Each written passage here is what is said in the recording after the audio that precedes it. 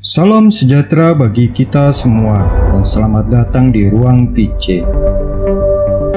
Sebelum kita mulai, jangan lupa di subscribe bagi yang belum dan jangan lupa tekan lonceng notifikasinya.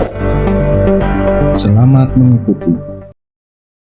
Santo Dominikus lahir pada 8 Agustus 1170 di Caleruega, Spanyol, yang wafat pada 6 Agustus 1221. Ada tradisi yang mengatakan bahwa Santo Dominikus adalah orang yang menyebarkan doa rosario seperti yang kita kenal sekarang. Namun tidak terdapat catatan apapun tentang penyebaran atau perumusan doa yang berhubungan dengan rosario dalam riwayat hidupnya. Begitu pula dalam konstitusi Dominikan. Kemungkinan yang paling pasti adalah Santo Dominikus adalah seorang pendevosi kepada Bunda Maria melalui doa rosario. Menurut tradisi, Santo Dominikus menyusun rosario seperti yang kita kenal sekarang setelah memperoleh visi pribadi melalui suatu penampakan Bunda Maria. Dalam karyanya sebagai imam dan pendiri Ordo Dominikan, pastilah ia banyak sekali berkhotbah tentang rosario kepada para saudaranya dan sesama Dominikan. Di sebuah kota di Perancis Selatan bernama Albi, terdapat kelompok bidaya fanatik kaum Albigensia. Santo Dominikus mewartakan penggunaan rosario dalam karya misionarisnya di sana. Kaum Albigensia percaya bahwa semua yang jasmania adalah jahat dan semua yang rohania adalah baik. Karenanya mereka menyangkal inkarnasi Tuhan. Ajaran Yesus adalah sungguh Allah dan sungguh manusia, tidak diakui mereka dan menganggapnya tidak masuk akal. Menurut ajaran Albigensia, mereka harus membebaskan jiwa yang terbelenggu dalam raga manusia. Oleh karena tindakan keyakinan mereka yang paling luhur disebut endura, yaitu suatu tindakan bunuh diri untuk membebaskan jiwa dari raga. Mereka menentang otoritas manapun, baik pejabat suatu kerajaan atau pemerintahan, bahkan pejabat gereja sekalipun. Gereja sangat mengutuk bid'ah ini, dan Santo Dominikus berusaha mempertobatkan mereka melalui khotbah-khotbah yang logis dan kasih Kristiani sejati.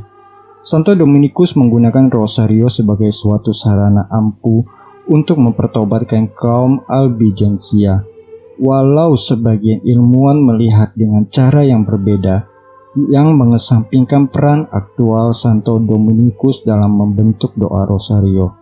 Tapi yang pasti ada beberapa paus yang menyebutkan hubungan antara Santo Dominikus dengan rosario dalam berbagai pernyataan kepausan, yang mendukung perannya setidak-tidaknya sebagai seorang beriman yang saleh. Di antaranya yang pertama-tama dinyatakan oleh Paus Alexander ke-6 pada tahun 1495. Tujuan Santo Dominikus dalam mendaraskan doa rosario adalah untuk merenungkan misteri kehidupan Kristus. Santo Dominikus sendiri adalah saksi hidup yang mendoakan doa rosario tersebut.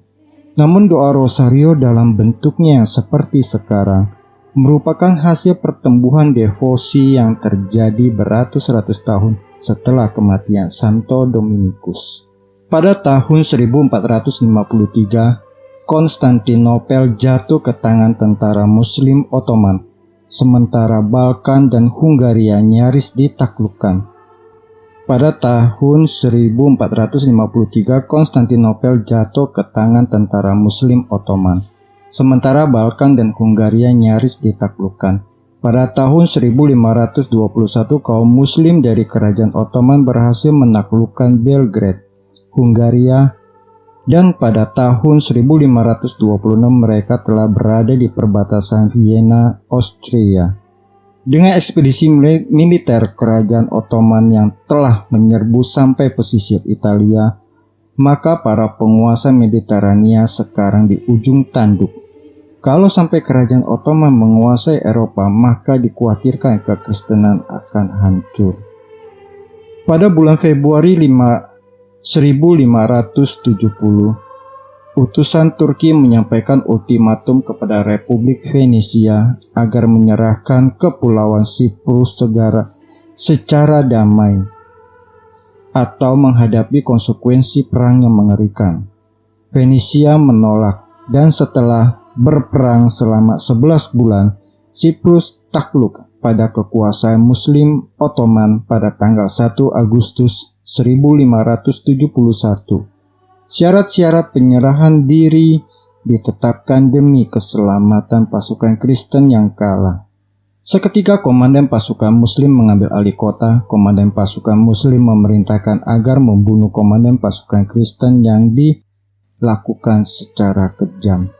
Pada tahun 1571, Paus Santo Pius V mengorganisir suatu armada di bawah komando Don Juan dari Austria, sanak Raja Philip II dari Spanyol, bala tentara dari Spanyol, Venesia, Roma, Savoy, Genoa, Lucca, Tuscany, Manova, Parma, Urbino, dan Ferrara, juga Malta membentuk suatu aliansi melawan Turki.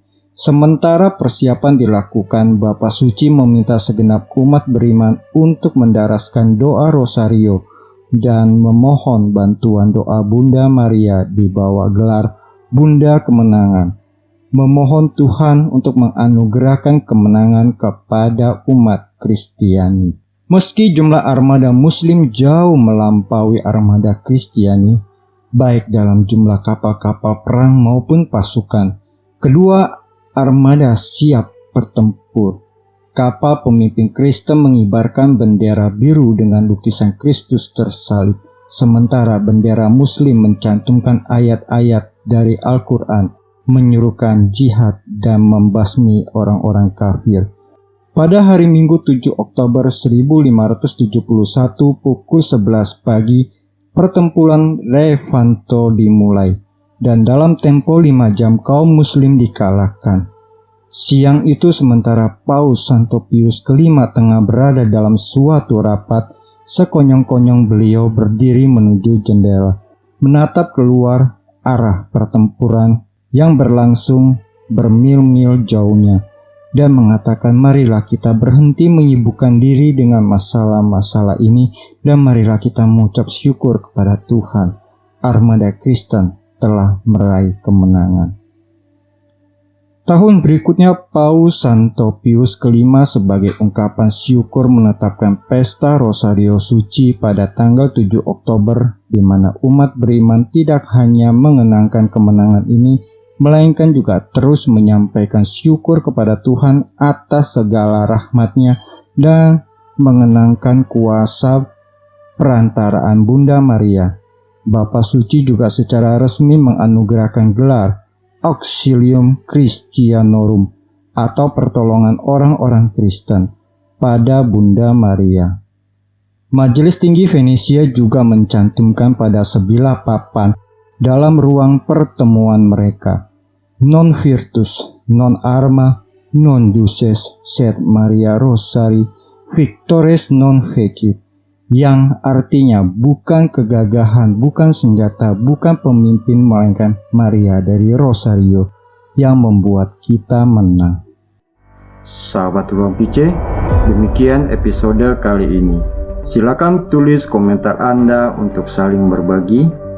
Kasih like bila Anda suka, bagikan ke teman-teman, keluarga, atau media sosial Anda supaya bisa memberi inspirasi. Subscribe atau tekan tombol loncengnya supaya Anda selalu mendapat pemberitahuan setiap ada video baru. Tuhan memberkati. Non scole sed vita discimus.